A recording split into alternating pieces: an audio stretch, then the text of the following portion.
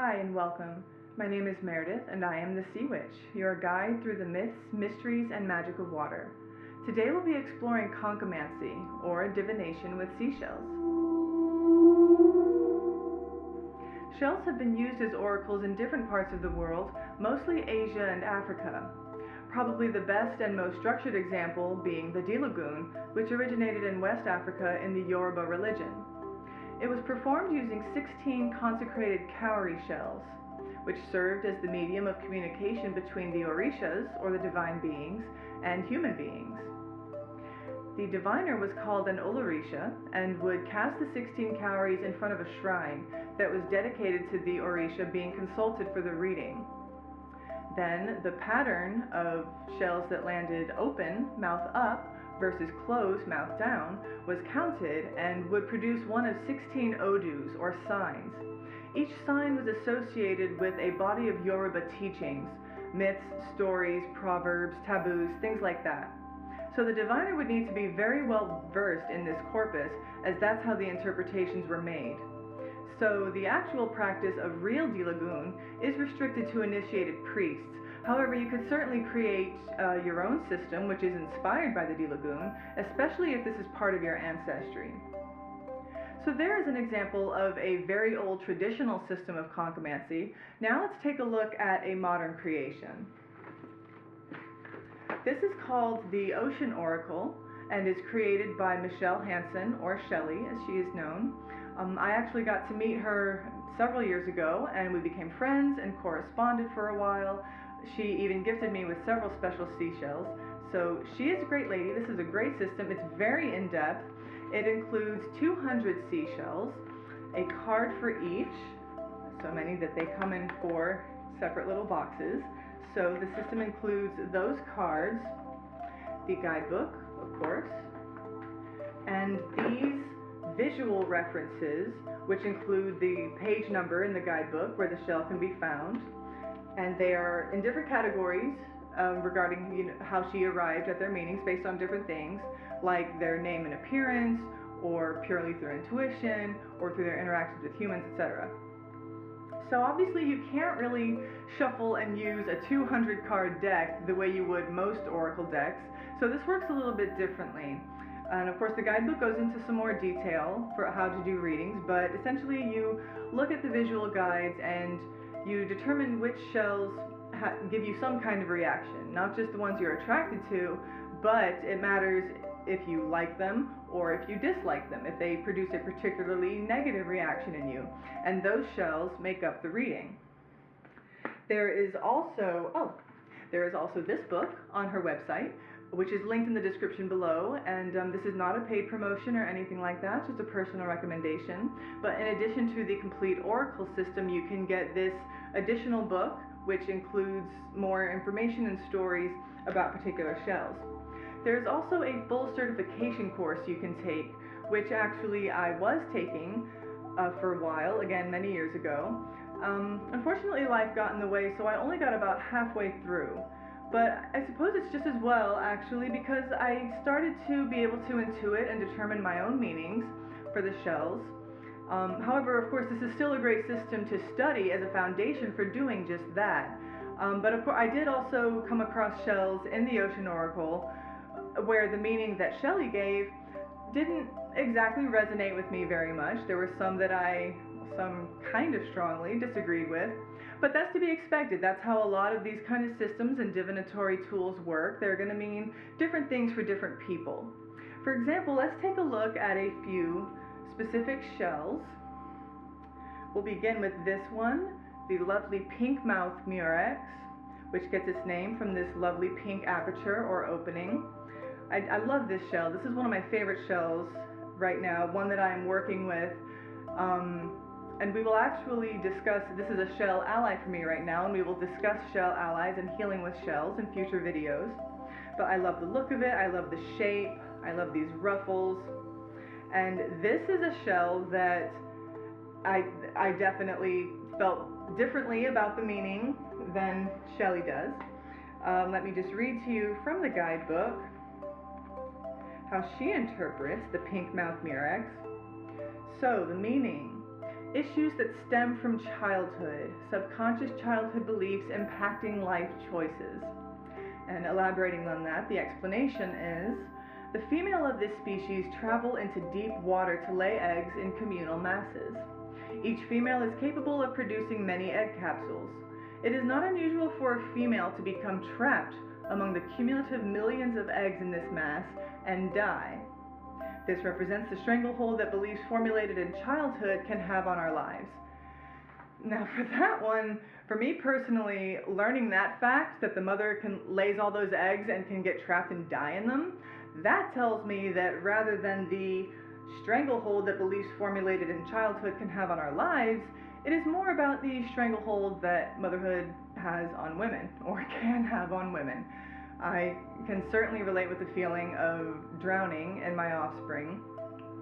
So that one definitely struck me a bit differently. But what do you think? Which direction? And of course, it can mean both. Do you feel like it's one or the other, or that it can mean both? Of course, depending on the querent and the situation. Let me know in the comments. Now, moving on, we have the lightning whelk. A very cool shell. This is pretty common and popular. If you live on the East Coast, you're probably at least somewhat familiar with this shell. Now for this one, the meaning that Michelle Hansen gives is pretty straightforward, and I do agree with this one. Because of the lightning, she gives it meanings of inspiration and enlightenment, which makes perfect sense. But I do see some additional meaning with this one, as it is unique in the shell world.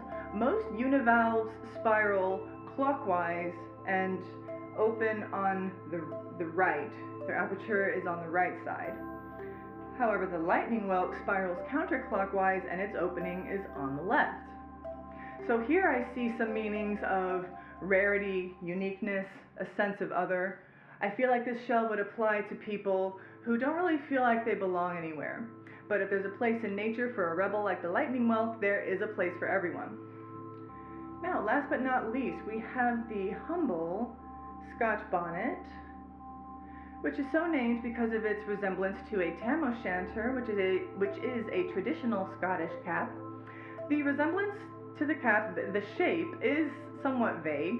However, there is also the pattern on the shell, not this one because it's been bleached by the sun, but usually there is a pattern on Scotch bonnets that looks like plaid, so it still works. Now, the Scotch bonnet is not currently included in the Ocean Oracle, but I arrived at my interpretation for it pretty easily. For me, it is a pioneer or a forerunner, and that's what it represents, to be a pioneer or a forerunner. I consider it such because it is in fact a pioneer in the shell world. It was the first shell to be selected as a state's official seashell, and that state just happens to be North Carolina, which is where I was born and where I currently live. It was chosen as the state's shell in 1965 to honor the many Scottish settlers who founded North Carolina. In fact, the Scots have been in North Carolina since the earliest permanent settlements.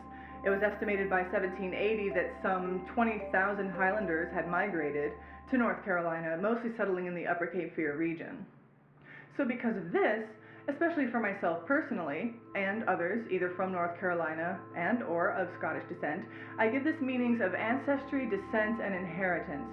Of course, those general meanings would still apply to someone not from North Carolina or Scottish. So, apart from diloggun, which is pretty inaccessible, or the Ocean Oracle, which might be intimidating, just how can you use seashells to perform divination?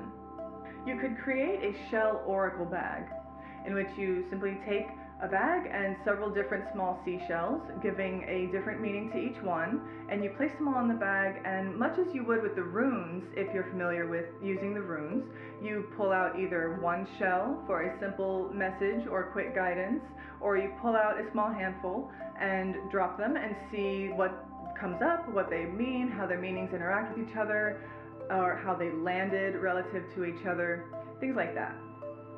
You could also do what I like to call an omen walk. I have gone on several of these in different environments in nature. The idea is to simply walk in nature, being open to, with the intention of, and being open to receiving messages from nature and spirit, with or without a specific question in mind. So the idea here, of course, is to take an omen walk along the beach, and walk along the rack line thinking of your question, and the first 3 shells that you find form your answer.